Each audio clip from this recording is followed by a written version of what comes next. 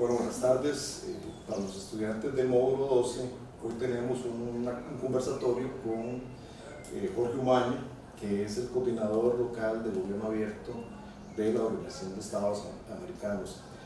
Jorge fue estudiante en aquellos tiempos recién de la primera graduación del plan actual, y ha tenido mucha experiencia en el tema de gobierno abierto desde la Casa Presidencial y ahora desde la sociedad civil.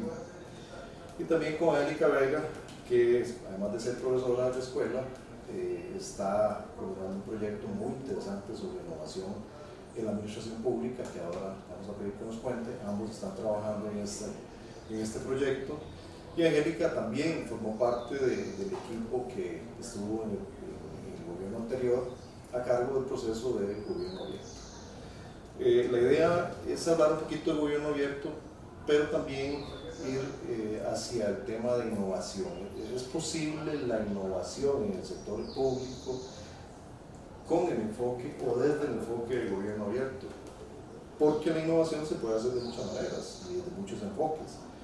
Hemos planteado, y en el curso lo hemos visto, que el gobierno podría hacer innovación a partir de las percepciones, de sus intereses, y plantear instrumentos para generar innovación sin que necesariamente se tome en cuenta a la ciudadanía, sin que sea co-creación.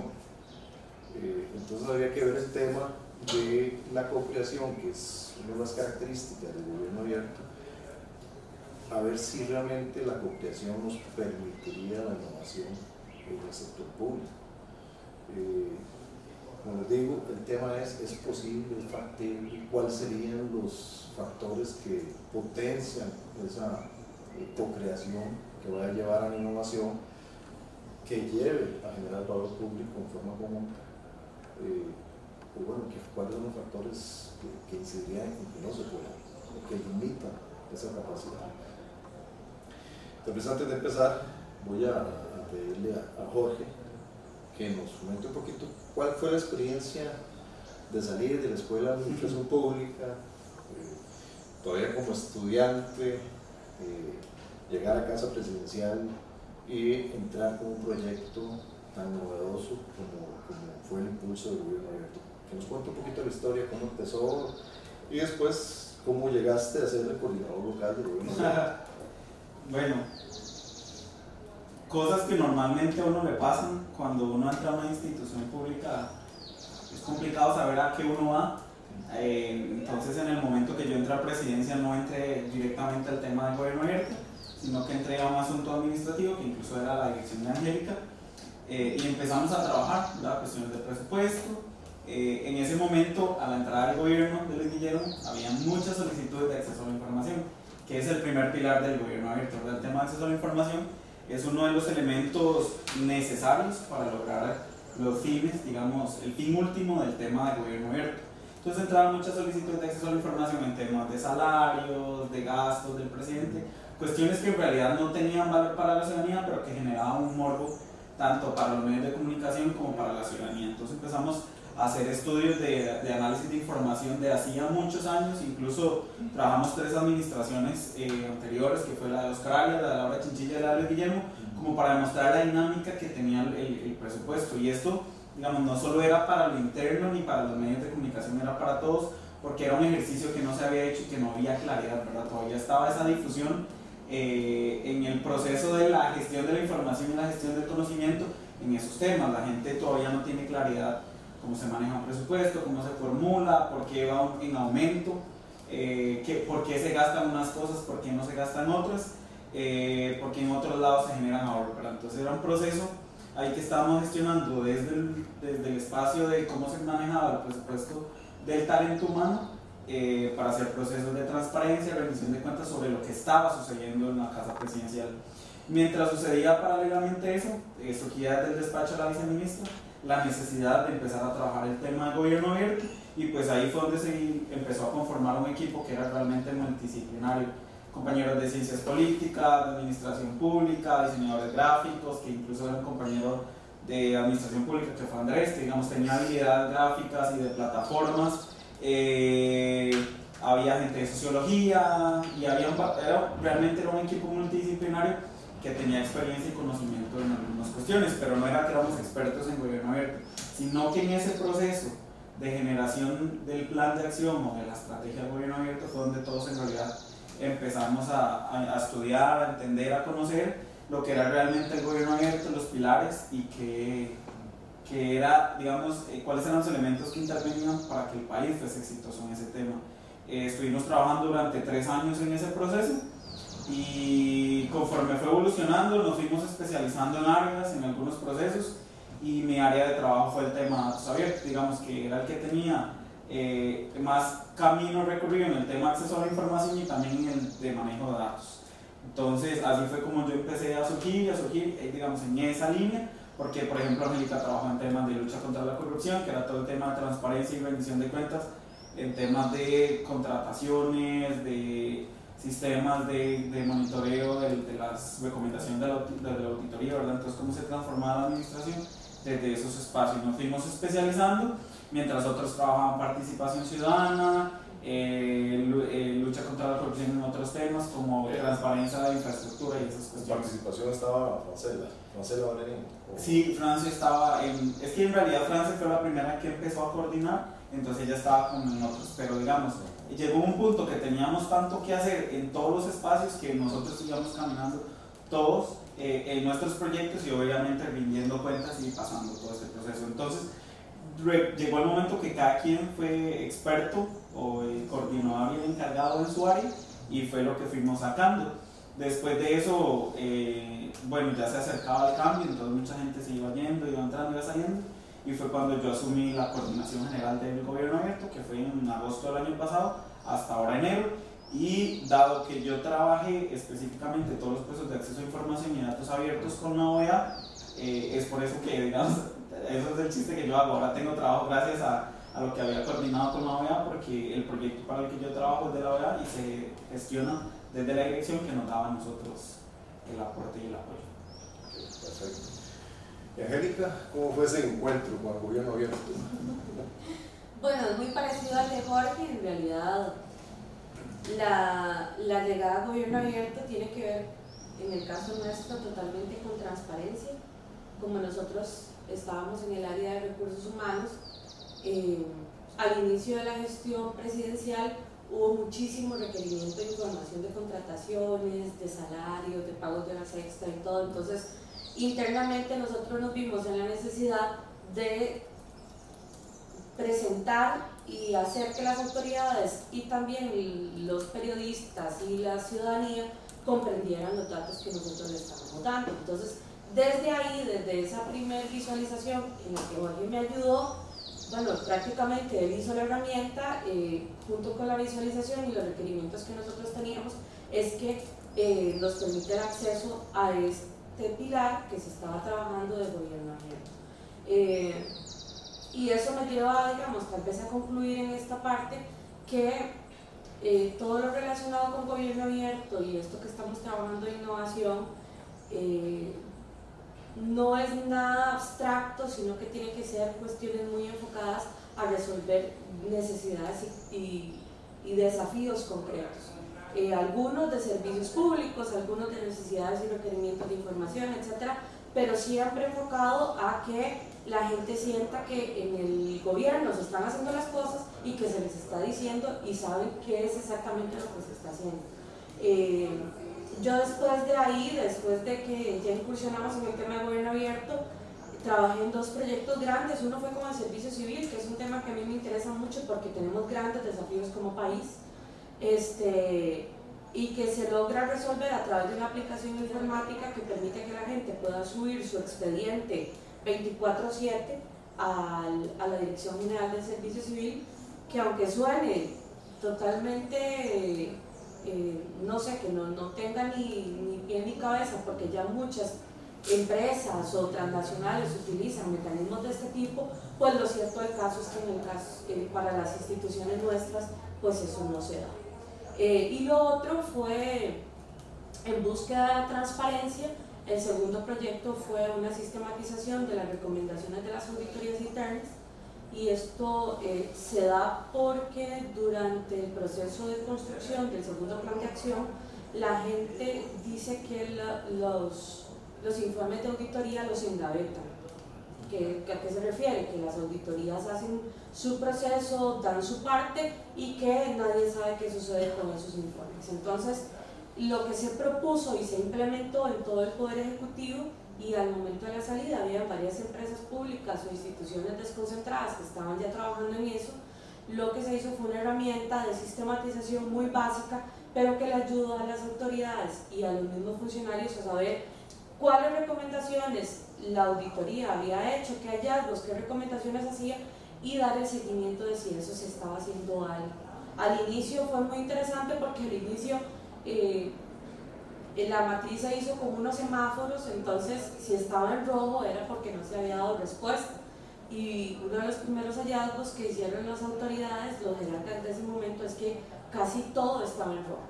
Entonces a partir de ese momento se empezó a trabajar y se logró al final de la gestión que la mayoría de los hallazgos ya estuvieran en verde o en proceso, etcétera, etcétera. Entonces el enfoque mío es obviamente por la formación profesional, ¿verdad?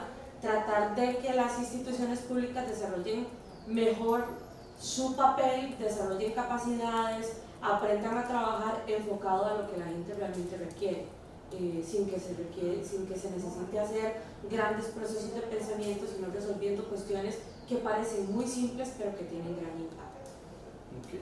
Aquí hay dos elementos muy interesantes y aprovechando esas dos experiencias, el caso del servicio civil, que es mejorar el proceso del registro de elegibles. Creo que el 20, 24 de diciembre del año pasado fue que se inauguró ya ese proceso de que cualquier persona podía entrar y ser parte del registro de elegibles sin que hubiera un concurso específico. Exacto. Eso, digamos que favorece la participación, ¿verdad? No la limita, sino que más bien amplía. Y después que a partir de ahí se conozcan con qué criterios fue que se escogió a una persona, o incluso qué criterios fue que no se escogieron a otra. Y el otro es el tema de la macro, esa matriz de cumplimiento de las auditorías, que también es una matriz que te permite saber cuál fue el hallazgo, pero también qué ha pasado con ese hallazgo. ¿Verdad? Como veo, aquí hay dos elementos. Uno inicial, que es que, bueno, estos proyectos nacen al interno de la administración pública, pensando en la ciudadanía como usuario, ¿verdad? Pero nacen de la administración y nacen con un enfoque de mejorar la eficiencia de la gestión, pero un enfoque de gobierno abierto en el sentido de que es para que la mayoría entienda. Que ese es el otro elemento, ¿verdad? Hacer procesos que nazcan de la administración hacia la ciudadanía,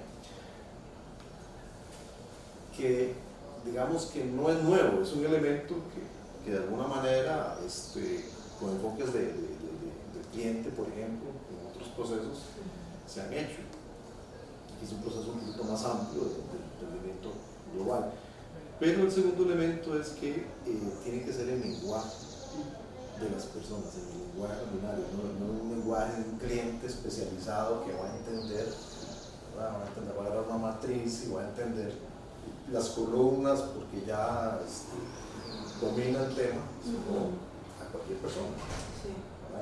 Ahora, ese reto de poder que la gente común y corriente pueda entender las complejidades, ¿verdad?, de los procesos, llámese macro, llámese un registro de elegibles, bueno, ¿eso qué implica? ¿Qué le implica a la administración y qué le implica a la ciudadanía? Sí.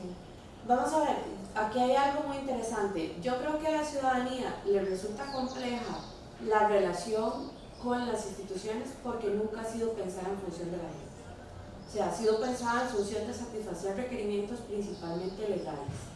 Y por eso es que, por ejemplo, no solamente en el tema de las matrices de cumplimiento, sino que es, por ejemplo, la constitución de empresas, que ese es otro tema que estamos trabajando desde el laboratorio, queda totalmente evidente. O sea, el proceso para hacer los trámites, para crear una empresa, es eso, un proceso para hacer un trámite. No es un proceso donde el Estado apoya a una persona para que desarrolle su propio negocio. En las matrices de cumplimiento, específicamente, más bien, ahí sí hubo procesos de iteración. Esta fue la primera iteración, ya que fue el momento en donde los funcionarios públicos, desde muchas formas de presentar los informes, desde muchas áreas y prácticas administrativas, como se trabajan los informes de auditoría, se centraron, se concentraron, hicieron sus aportaciones y se creó una matriz que diera respuesta a todos, porque no quiere decir, o sea, detrás de esta matriz hay un montón de cuestiones que no se metieron, que sobran, que faltan, que sí tienen los informes de auditoría de las instituciones. Entonces, ese fue un trabajo de co-creación, digámoslo de alguna manera, pero con los funcionarios, que eran los que tenían el dominio, digamos, y la preocupación de eso. Ahora, desde el punto de vista del plan o del compromiso de gobierno, lo que se quería era transparentar los informes de auditoría, pero el lenguaje, uno de los principales hallazgos es que el lenguaje en el que se hacen los informes de auditoría no son para nada comprensibles para la ciudadanía. O sea, los auditores montan sus informes en un lenguaje totalmente administrativo, enfocado a funcionarios, en donde no se considera ni siquiera que en algún momento les pasa por el pensamiento que a una persona, a un ciudadano le interese leer el informe. Y eso sería una segunda iteración que quedó evidenciado y quedó formalmente indicado en el informe que se le entrega al gobierno. No podemos abrir la MACO a la ciudadanía realmente porque no hemos logrado una matriz que haga que lo entiendan. Ahora, esa no sería la última. La última es preguntarle a la gente cuál es la forma que la administración y las auditorías deberían presentar de una vez la información. O sea, cuál es la forma en la que la gente, en primer lugar, le interesa, qué información le interesa, porque hay mucha información en la administración que no es relevante, y la segunda, de qué manera lo entiende, lo procesa, lo analiza y le permite, por ejemplo, hacer incidencia como un ciudadano normal en un espacio comunitario. Entonces, en realidad, cuando hablamos de tema de co-creación, digamos, o de creación de política pública desde la administración, es cierto, se han creado muchos proyectos y se han dado muchas respuestas, pero siempre bajo el enfoque de la administración, del Estado, de los funcionarios públicos, nunca al lado de los usuarios. Y es por eso que lo del tema de la metodología son una herramienta que le permite a la administración pública dar respuesta, porque si está trabajando en este enfoque, no es porque lo quiere hacer una vez más, sino es porque hoy tenemos una ciudadanía tan informada y tan formada que al momento de interactuar con la administración se da cuenta que tiene desventajas en muchos ámbitos. Entonces, el hecho de formarse y en primer lugar de tener la humildad de aceptar que muchas de las respuestas a desafíos públicos están en la ciudadanía y que preguntándolo es la mejor forma de solventarlo, es la razón por la cual se están utilizando. Y dejar ese paradigma viejo de que la administración es la que tiene que dar y llegar con la solución, porque son soluciones enfocadas desde la administración, no desde los usuarios. Ahorita tenemos a los grupos de módulo 12 trabajando más o menos unos 18 proyectos con diferentes instituciones. La base es que se genera la institución de acuerdo con el ranking que elabora la Consejería de los Habitantes con el CICAP, el ranking de transparencia. Entonces, ojalá aquellas que tuvieran un ranking bajo en las últimas 3 mediciones o en las 3 mediciones que han habido, pues se identificaran problemáticas.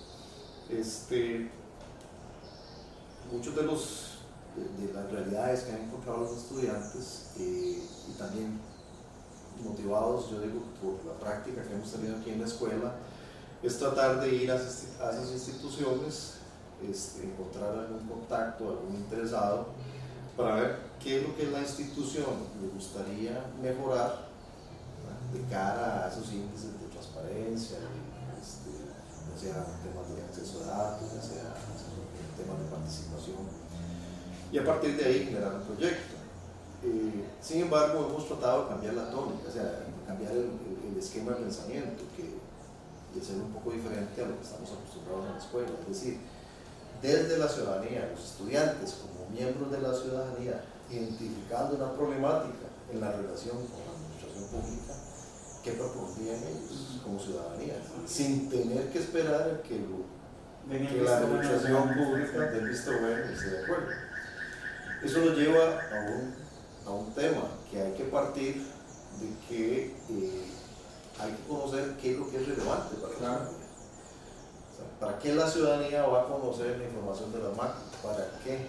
¿Verdad? ¿Para qué nos interesa? Entonces, parte de la problemática es, bueno, ¿a quién le interesa, por ejemplo, en el caso que tenemos, conocer qué información podemos tener del INEC, por ejemplo? ¿Verdad? Entonces, el reto es comprender cuál sería el uso de los datos que lo convierten en información, ¿verdad? Pero a la ciudadanía, no ya desde el gobierno, del aparato.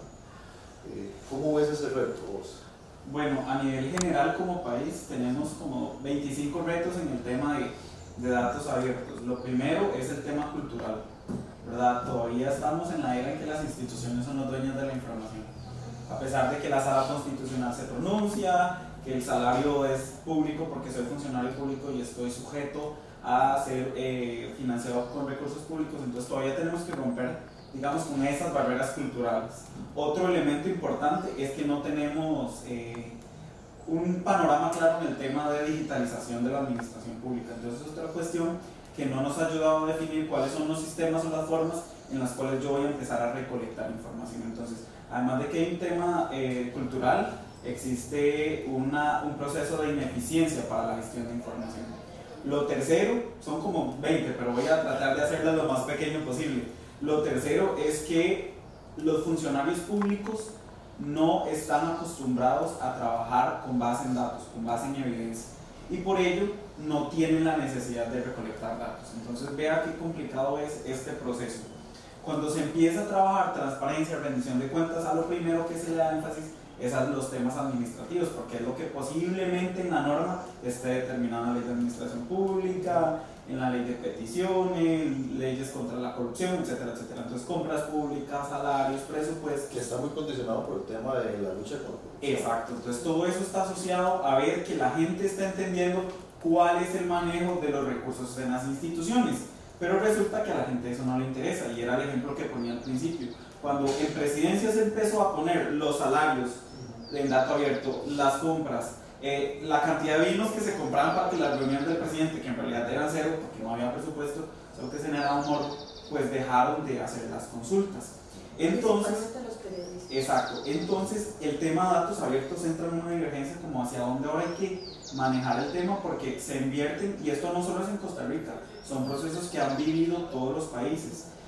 Aquí nosotros tratamos de darle un giro que ahorita les voy a contar, pero son procesos que han tratado todos los países. Contratan una plataforma y abren e invierten recursos en una gran cantidad de datos que en realidad no tienen solución para la ciudadanía. Yo he estado ahí revisando algunas investigaciones que se hacen, y solo como el 15% de los procesos de apertura de datos tienen impacto en la ciudadanía, y son como 20 aplicaciones a nivel mundial. Listo. Después se ha desperdiciado un montón de información.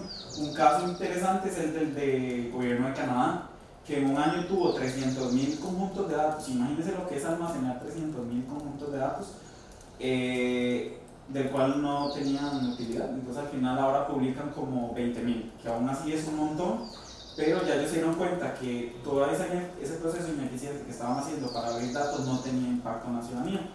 Entonces aquí se ha empezado a tratar de cambiar esas prácticas. Y cuando nosotros trabajamos la política de datos abiertos, los datos abiertos tienen su proceso.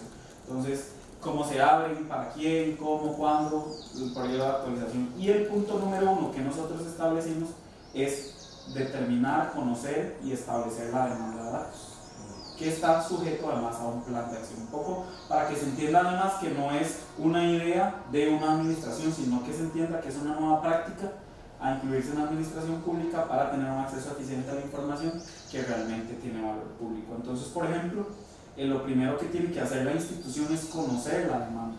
De nada sirve que la gente tenga acceso al salario del alcalde, porque con la información del salario del alcalde no se puede hacer mucho. Entonces, ¿qué hacemos? Buscamos elementos importantes que son realmente problemáticas en el campo. Entonces, por ejemplo, nos preocupa mucho el tema de vías. Entonces, tratar de generar apertura de datos en esos temas, cómo se gestionan los recursos para las calles, cuánto se invierte, cuál es el proyecto, y ojalá referenciado para que la gente conozca y sepa qué es lo que está sucediendo. Entonces, se trata de buscar problemáticas.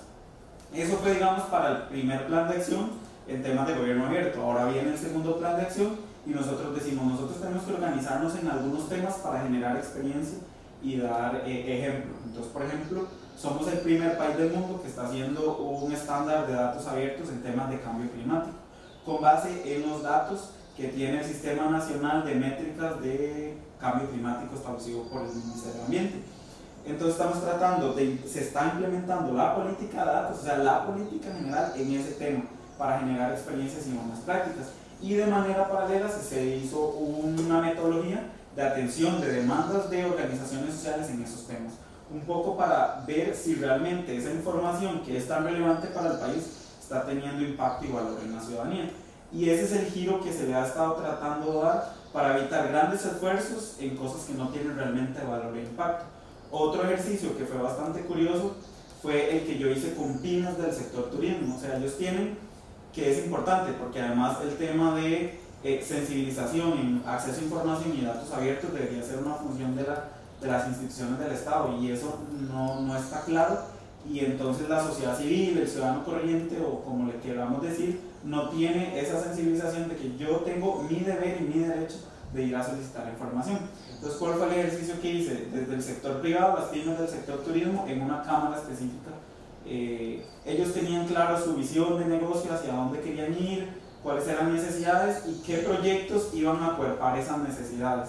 Es decir, la cámara con la que yo trabajé fue con la de Arenal, y ellos dijeron, nosotros queremos ser una marca mundial de turismo, como es Perú, el del Colchito, el del Digo. Nosotros queremos ser como Perú, una marca mundial de turismo. Para eso necesitamos saber cuál es la capacidad turística de los hoteles, de los restaurantes, de los espacios de atracción turística.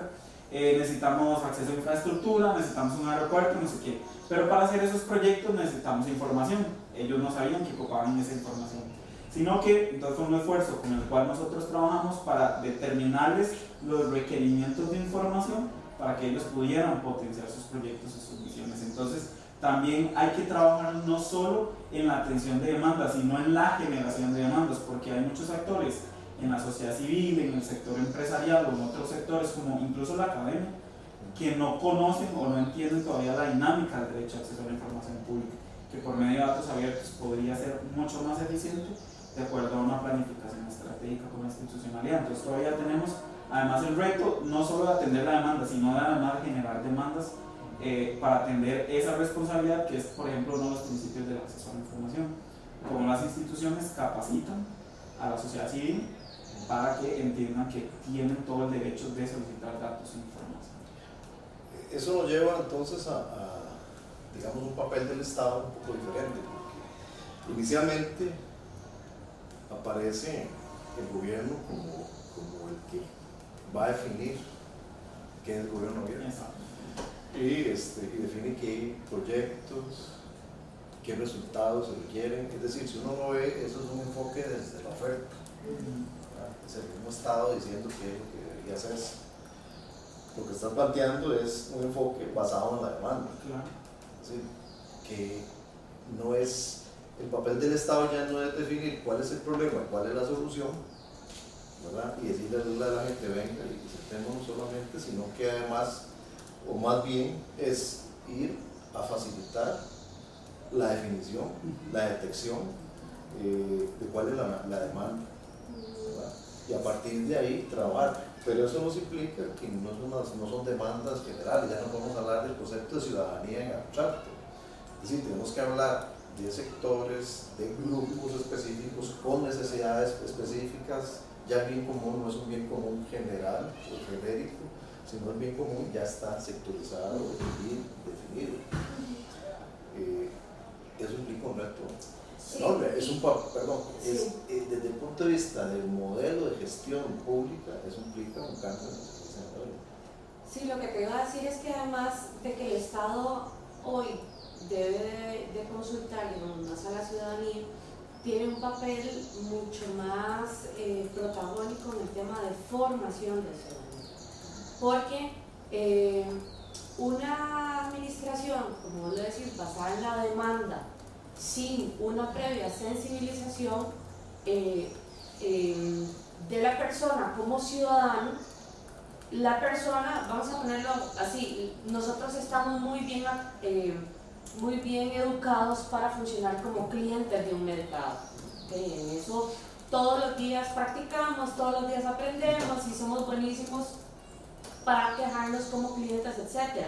Pero hemos perdido la capacidad de gestionarnos como ciudadanos. Entonces, digamos, incluso ese enfoque de cliente para las instituciones públicas no es correcto, ya que hace que las personas asuman que la institución solo está para servirle y limita la capacidad que deben tener todas las personas para incidir como ciudadanos. Entonces viene un proceso de formación que acompaña todo esto que nosotros venimos hablando para que las generaciones actuales y las nuevas generaciones realmente entiendan que ser ciudadano, que implica tener participación, que implica tomar ciertas decisiones, cómo se entiende el bienestar general, etc.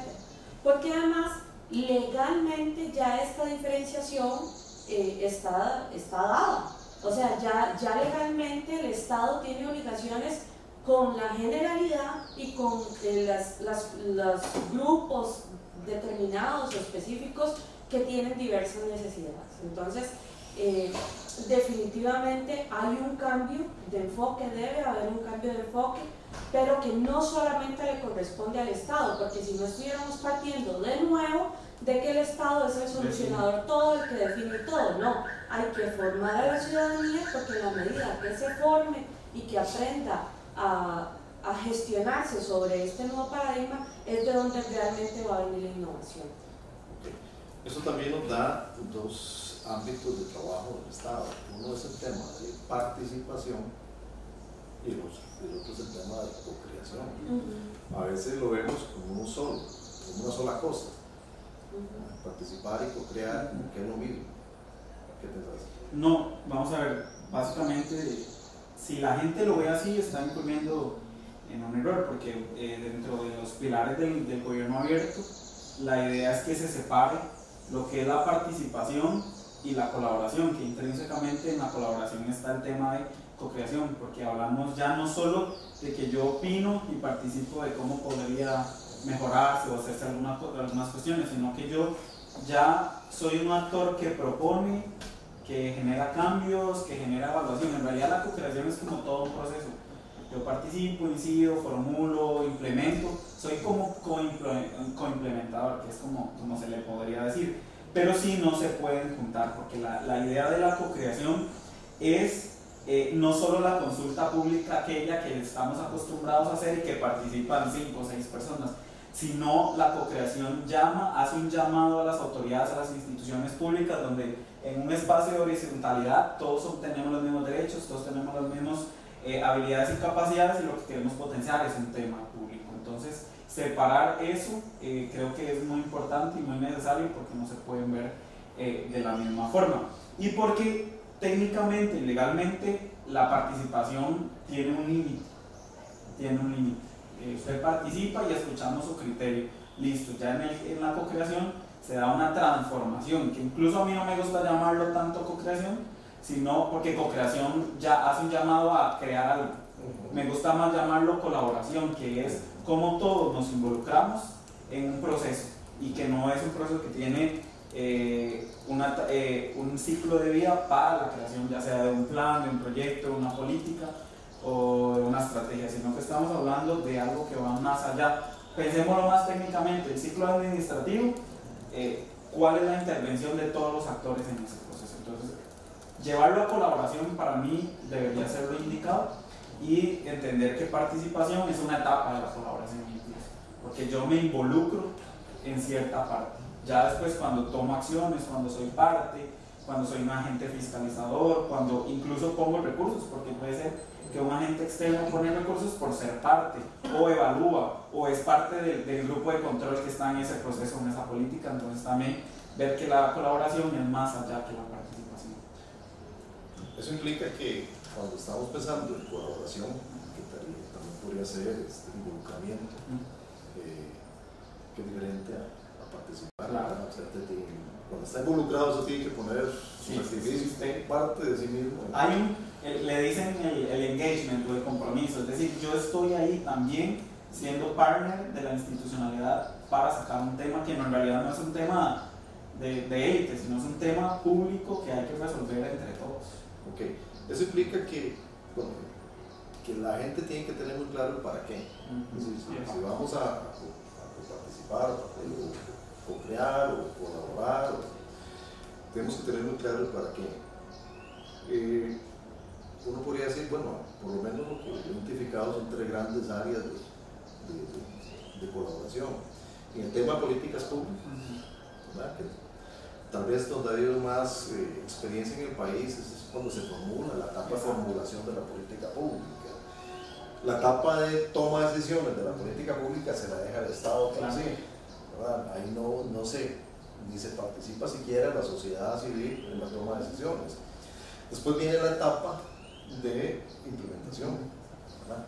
Ahí hay de nuevo un llamado a la sociedad para que de alguna manera participe, ¿verdad? Y aporte recursos, y fiscalice, ¿verdad? Y la otra etapa es la etapa de evaluación, que también no estamos como país ni como administración pública acostumbrados a que la sociedad civil participe en la etapa de evaluación de la política pública. Ahora Mideplan está tratando de montar una metodología. Tenemos un grupo de los que están trabajando con Mideplan que va a colaborar con el diseño de una metodología participativa. Está trabajando colaborativamente con Mideplan, ahí sí les abrieron el espacio. Ahí sí es colaborativo. Es colaborativo. Pero para identificar un elemento, decir, bueno, ¿cómo es que la ciudadanía puede participar en esa etapa de evaluación de la política pública? Entonces, el tema de política pública es un área, ¿verdad? El otro es el control, o sea, cómo el control ciudadano, cómo la ciudadanía puede participar en el control, datos abiertos, rendición de cuentas, bueno, se pueden establecer mecanismos de control ciudadano en el sentido no cognitivo, o sea, porque el ciudadano no puede ser castigador, pero realimentador de los procesos y también sacar ahí banderas verdes, rojas, amarillas, ¿verdad? Si está haciendo, pues hay algún elemento que la ciudadanía debería decir que no me parece, o nos parece también. O sea, aquí el asunto del control ciudadano no es solo lo que está malo, sino también qué es lo que se está haciendo bien. Y el tercero, que es ahí donde yo veo que es complicado y que tiene que ver más con nosotros, con los administradores públicos, es cómo mejorar la efectividad de la gestión pública, de los servicios públicos, de la prestación de lo que llamamos servicios públicos, que muchos son tutelar derechos también. Ahí es donde yo veo a la administración pública diciendo, yo es que soy el titular de este servicio, no me puedo abrir, es un tema de eficiencia y efectividad, entonces que otras personas vengan a decir cómo mejorar el servicio, generan retos todavía más complicados. En el tema políticas, como que sí tenemos un espacio, sin ser completo. En el tema de control ciudadano, hay la posibilidad, sin embargo, todavía no sabemos cómo hacerlo, ¿verdad? Pero en el tema de servicios, de mejoramiento de servicios, yo siento ahí que puede haber más indisposición, no sé, también no tenemos herramientas para trabajar la administración pública con la ciudadanía. No sé qué te parece. Habría que ver, en realidad, bueno, desde la conformación del laboratorio, desde finales del año pasado y lo que hemos trabajado con el Laboratorio Colaborativo de Innovación Pública, realmente las instituciones más bien nos han llamado porque tienen un deseo de trabajar en procesos de mejora de sus servicios, de diversos tipos. Por ejemplo, puedo citar algunos. Cómo se mejora el servicio para la gente que trabaja con las juntas de educación y el Ministerio de Educación Pública, los que ya han trabajado, qué pueden dar de realimentación para que esa experiencia mejore. Por ejemplo, RAXA le interesa también, y ALMEC están interesados también en mejorar el tema de trámites, que son trámites que han sido creados desde la lógica del gobierno y cómo volverlos en una lógica más de aporte a los empresarios, a los pequeños empresarios, etc. Entonces, no tendría como las bases para decir si tenemos una fuerte oposición o no, porque realmente estamos comenzando y no hay un estudio que evidencie eso. Ciertamente hay un proceso de cambio cultural, pero creo que este cambio cultural se va a ir basando en la evidencia. O sea, en la medida que la participación y los procesos se desarrollen y tengan sentido y los funcionarios públicos vean que no están, que el esfuerzo que se realiza vale la pena en función de que hay una mayor satisfacción, de que hay una mejor entrega, de que es más inteligente, y que incluso hay hasta recursos y trámites que pueden quitarse porque eso ha sucedido. Creo que esa evidencia va a colaborar a que vaya cambiando esa cultura, pero es un proceso, o sea, eso no se puede hacer de la noche a la mañana, y creo que lo que nosotros hemos llegado hoy, y por ejemplo con el mandato del señor presidente hasta este momento, que sigue de alguna manera la ruta que seguía el presidente anterior, es muy clara en que hay que trabajar sobre la mejora de los servicios y la mejora, digamos, de la experiencia de usuario que tienen los ciudadanos. Entonces creo que las condiciones se están dando para que pueda darse. O sea, tenemos, y bueno, uno de los papeles de nosotros como universidad es tomar un papel protagónico en la asesoría, en unir varios mundos, en unir el mundo de los ciudadanos con el mundo de los funcionarios, con el mundo de las empresas, y que sientan que estos son espacios, los académicos, en donde pueden crear. Creo que también nosotros tenemos una gran responsabilidad para que eso suceda. Poco a poco ir dando alertas, ir sistematizando, ir generando conocimiento respecto al tema. Pero sí, probablemente en algunas instituciones vaya a costar más, en algunas otras probablemente no se den mientras nosotros estemos vivos. Pero sí creo que se pueden, o sea, y que el momento es el adecuado para que se dé. De eso sí estoy seguro. Ok, eso implica que lo que tenemos entre manos es una oportunidad. Totalmente. Como administradores públicos tenemos una oportunidad ahora. Para aprovechar esa oportunidad existe el tema de las ventanas de oportunidad. Es decir, cuando alguna institución se abre y se puede lograr que se dé un efecto demostrativo, se logre algún resultado, no tiene que ser trascendental, un resultado puede ser pequeño, pero significativo. Tenemos entonces la posibilidad con algunas instituciones que estén más dispuestas de tener esos pequeños efectos demostrativos. Esto me lleva al tema del proyecto que hay en la escuela, y que me gustaría también que los estudiantes conocieran un poquito lo que hemos hablado de InnovaHub, para que nos cuenten ya, digamos, la parte final del conversatorio. ¿Qué es InnovaHub? ¿Qué significa? Bueno, ya lo bauticé, de verdad, porque estábamos conversando sobre cuál es el nombre correcto, pero para que nos cuenten sobre el tema.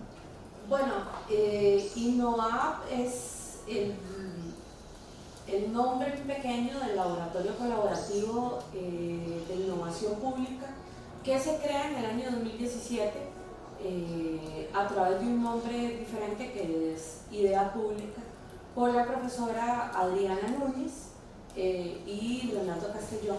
Entonces inician un proceso más de cómo apoyar a que los estudiantes universitarios y también estudiantes de colegio tengan un espacio para que desarrollen sus habilidades como ciudadanos. Entonces, que puedan analizar problemas de su área, de su lugar geográfico y proponer soluciones. Se trabajó, esto en el 2017, en realidad muy reciente, se trabajó con la Municipalidad de Montes de Oca, que abrieron la oportunidad y pues se hizo un levantamiento bastante bueno, muchos estudiantes de colegio participaron, también representantes de la sociedad civil, y fue una muy bonita experiencia. Pues eso coincidió, el desarrollo coincidió con la salida de la profesora Adriana a hacer sus estudios doctorales y mi regreso. Entonces se me asigna pues el proyecto y considerando todo lo que nosotros hemos aprendido y la formación también de los otros miembros, como el de la profesora Alison Quesada, que ha trabajado en auge, que tiene un dominio de metodologías ágiles, por ejemplo, de varias gente que ha estado, David Ramírez, que estuvo en su momento, de Jefferson Abarca, que está en SICAP, que tiene experiencia con gobiernos locales, es que nosotros llegamos a la conclusión de que este proyecto de idea pública debe ser un proyecto más amplio, que no solamente dé servicios a la ciudadanía directamente, sino que se encargue y vaya directamente a las instituciones a proponerse como una plataforma para mejorar servicios y los bienes que prestan. Ese es el enfoque nuestro. Nosotros, digamos, no hacemos rediseño de procesos, no hacemos consultoría, no hacemos nada de eso. Lo que nosotros nos enfocamos es en apoyar para que las organizaciones, a través de diferentes metodologías, del conocimiento de datos abiertos, del conocimiento legal de la administración pública, puedan desarrollar sus propias estrategias para co-crear con los ciudadanos, para hacer consultas y también para desarrollar las mejoras que se requieren para sus bienes y sus servicios. Pues desde el momento que empezamos a hablar de Innova, hemos tenido una muy buena aceptación.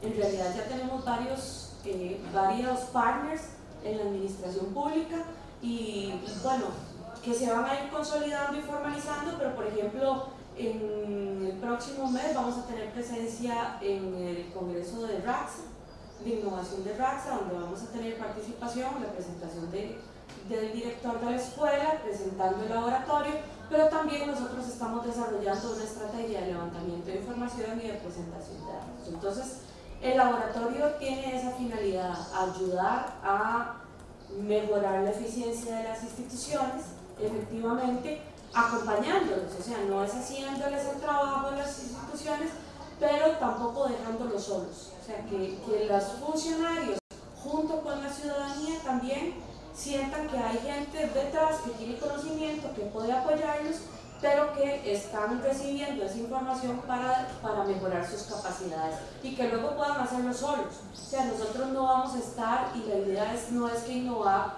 entre a una organización o entre a un grupo, o inclusive puede ser una empresa privada que tenga un desafío público, que sea en ciencia pública, como salud financiera, como trabajo en el sector productivo, etc. La idea no es que sigan dependiendo de nosotros, sino que una vez que nosotros participemos, ellos puedan seguir desarrollando y si se puede, mejorando las recomendaciones que nosotros dimos. ¿Es un coche?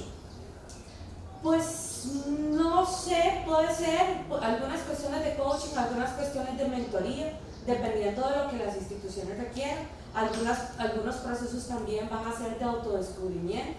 El punto es es utilizar las metodologías que nosotros utilizamos, que van a extraerse de la empresa privada, que hasta el momento son las que los han aplicado, empezar a implementar en la función pública, que no es tampoco la primera iniciativa, porque a nivel internacional se han dado muchos laboratorios, pero que nosotros en este proceso podamos aprender con base en nuestro contexto, con nuestra dinámica, con los valores ticos, con la estructura funcional y legal costarricense, cuáles de esas metodologías y nuevas metodologías funcionan mejor para hacer estas cosas.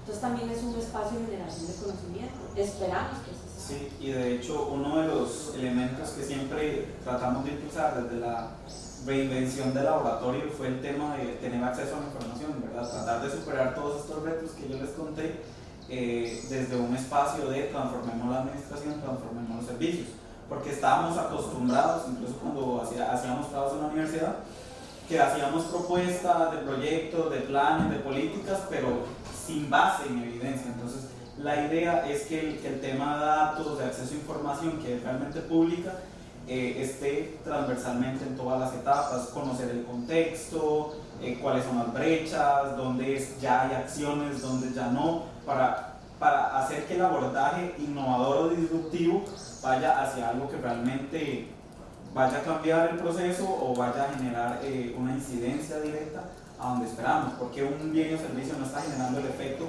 o el valor.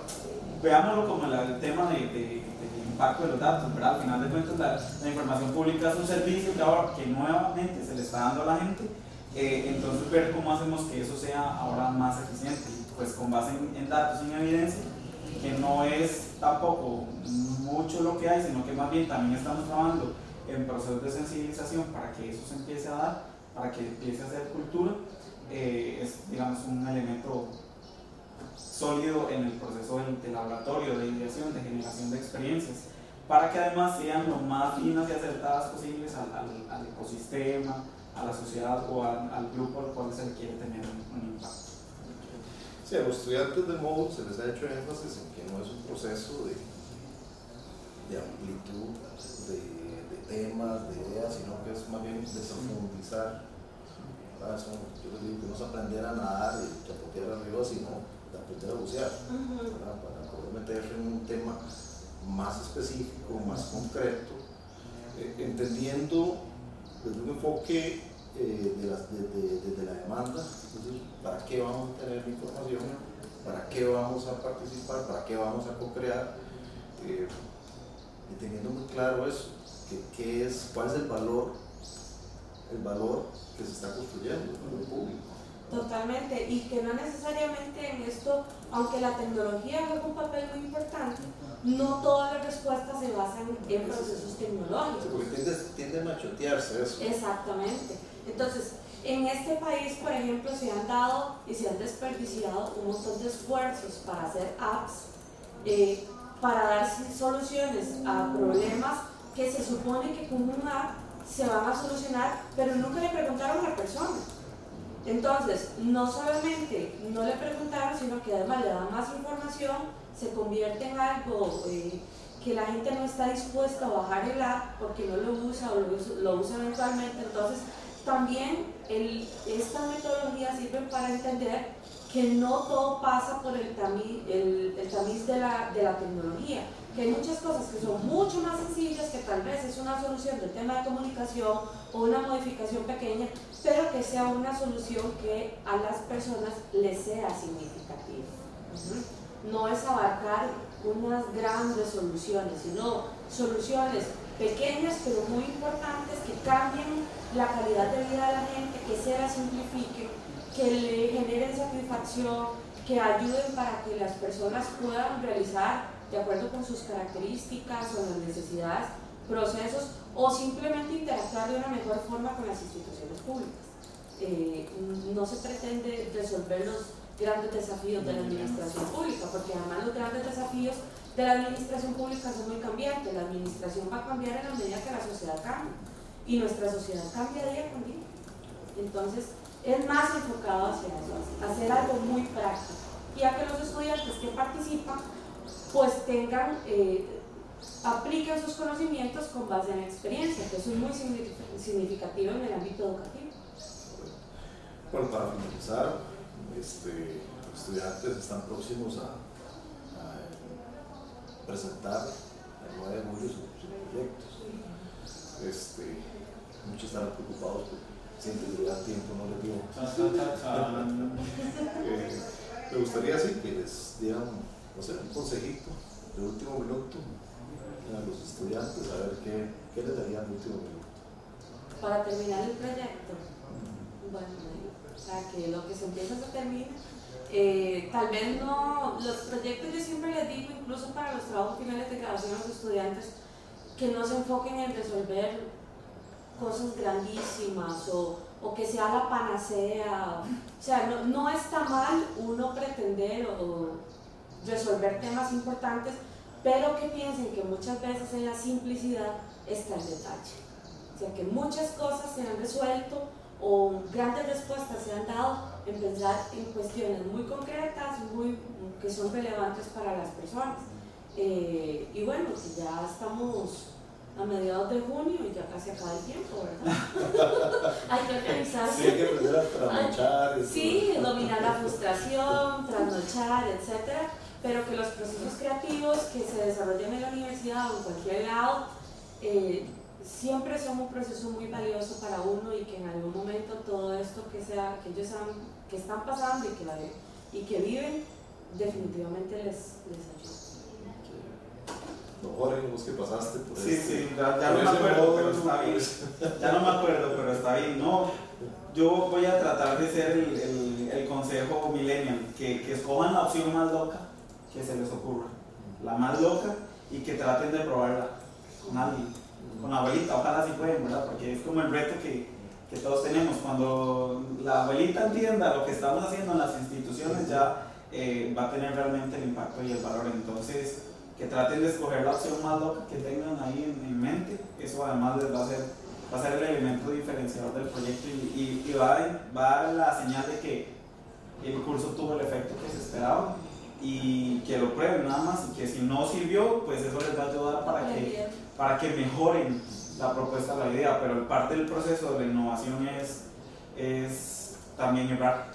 Y eso sí a pequeña escala, para que el error no sea una política pública nacional, sino que sea en un grupo específico, tuvo éxito, no tuvo éxito, dónde hay que mejorar y cómo lo escalamos, que eso es muy importante, y que hagan una propuesta de escalamiento del proyecto. Bueno, muy bien, yo creo que hay dos retos: hacer cosas no complejas, pero sí significativas, y significativas para las personas. Creo que ese es uno. Y el otro es atreverse. Totalmente. El problema es cuando usted no aprende de la metida de pata, ¿verdad? Es que cuando no hay metidas de pata no aprende. Pero el problema es no aprender de la metida de pata. Entonces el reto es aprender de la metida de pata, pero para hacerlo hay que atreverse a meter la pata. Bueno, yo creo que agradecer muchísimo el ratito, creo que ha sido bastante productivo, y espero que a los estudiantes esta conversación pues también les sirva muchísimo, no solo para el proyecto en sí, sino también para su formación y posterior desarrollo profesional. Muchísimas gracias y buenas tardes.